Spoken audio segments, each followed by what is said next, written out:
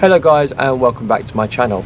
In today's video we are going to be doing all the fluids for this car. That'll be oil and a little bit of petrol, and basically just getting it ready for the next video that I do on this car, which will be the Will It Run, and it'll be all in prep for the first turnover of the engine. So without further ado, we're going to do basically a full service on this. So let's get started then.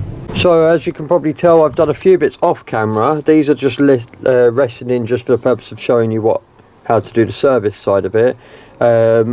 We have already installed a new thermostat in there. I've done that a few days ago, and the gearbox has already got fresh oil in it. But we have got a nice new air filter to put in, a nice new fuel filter to put in. And we've also got the oil filter to put in, some power steering fluid, engine oil, antifreeze, coolant, and some ready mixed screen wash, because it was concentrated. That's not water, that is concentrated screen wash diluted down to be ready to use screen wash. So we'll just take you under the car, purely because there is one aspect of this service that we won't be doing, so I better show you. And that is just there is where you would drain the oil from, have it jacked up securely on axle stands. So you would undo that, make sure there's an oil pan underneath to drain the oil out. But my engine actually doesn't have any oil in it, because I've done the engine rebuild. If you've followed through with what I'm getting up to on my channel, you'd have seen all that. But so yeah, you'd take that out, allow the oil to drain out completely, and then you would put that back in with a new copper washer, or if it doesn't leak, you could probably get away with using the same one. But even though I'm not going to be removing that today because I have no oil to drain. So that is the first aspect of what you would do when it comes to the service. Jack the car up, drain the oil, and then just sitting up there behind this power steering line is the oil filter. I'll show you that from the top as well.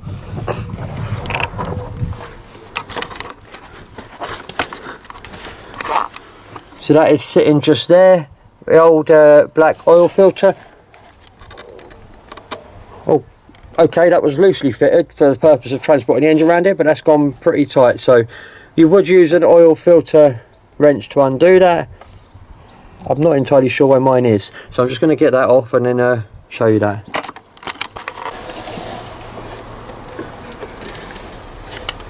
So we unscrew the oil filter. This will leak oil on your car if you're doing a normal service, but this one won't leak oil on mine, because like I said just a second ago, there's no oil in my engine. So that would be how you would remove that oil filter. So you will use some nice clean oil to smear around on the oil seal there, so you've got a nice seat when it goes back on. Also, you have to make sure that the rubber seal on the old oil filter doesn't stay attached to the engine, because sometimes they get stuck. I know mine isn't there. I've put some clean oil on that, and then this, you literally just screw it up by hand, and that is done. So you do the oil filter up as tight as you possibly can by hand, and then that is literally as tight as it needs to be, and that is all you do on that one. So as we can see, we're going to now, you can see now the oil dipstick, sorry. There's no point me checking to see if there's oil in there, because we won't worry about that yet. Just undo this cap like so. Nice big funnel just to make sure we don't spill any. Then we just put the oil in.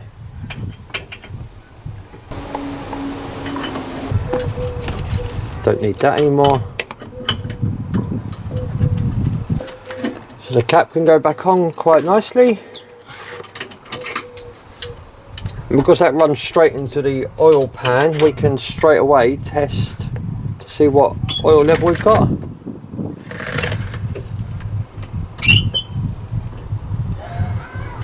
A little over the maximum mark, but I'm not too worried about it being just a little over the maximum mark, because there's no oil in this engine anywhere, and there's no oil in the oil filter either. So just a little over, it literally is just 2 mil over the maximum. So by the time that's got oil around the engine, I may actually need to put a bit more in, but it's okay for now. So I think what we're going to do is we're going to work on the fuel filter now. But just to make things easier, we are going to take this off to give access to fuel filter better. That's the air filter box. And we're going to take this off because this isn't bolted. This isn't bolted down just yet because I still need to bleed the system for the fuel.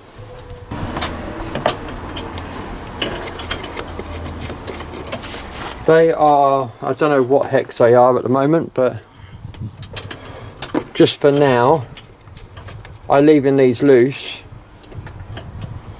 because when it comes to the Will It Run video, I'm going to be bleeding some fuel through, and I will be topping this up with fuel as well. But for this video, basically what you would find when you take this cover off is you would find with your engine, if you're doing a service to it, you'll find that this will be full of diesel. So you'll take it off, right? And the best way to do it would be to carefully open this up, move that out the way. You would then carefully lift your fuel filter out, leaving the fuel in there. Put your new fuel filter in, just like so. Drop that just into place like so. And I would put a little bit more diesel in there just so it squelches over the side to make sure it's nice and full. And that's how I would change that personally. Because the fuller this is, the less chance you've got of too much air going through the fuel system.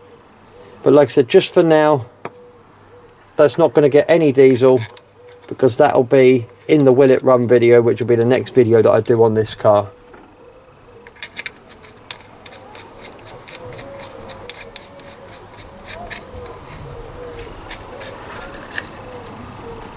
So for obvious reasons, these are not getting done up tight either. Just put the air filter in, that'll just literally sit in there nicely, and then what you'll do with that then is you will literally just clip that off like so all the way round, like so. There's 1, 2, there's 5 clips there, and that can stay, because what I'll do is I'll just disconnect it there for the Will It Run video, just to give me a bit of a better aspect on the next video. So what we got left, we got some screen wash, antifreeze and power steering fluid. I have only got 1 litre power steering fluid, so I probably will need more, but I'll nip to the parts store tomorrow and get some. There's a few air bubbles in that. We'll let that settle for a minute, because the air bubbles means it's filtering through and letting the air out. Right, so we put that's a different funnel in there just to help prevent spilling this.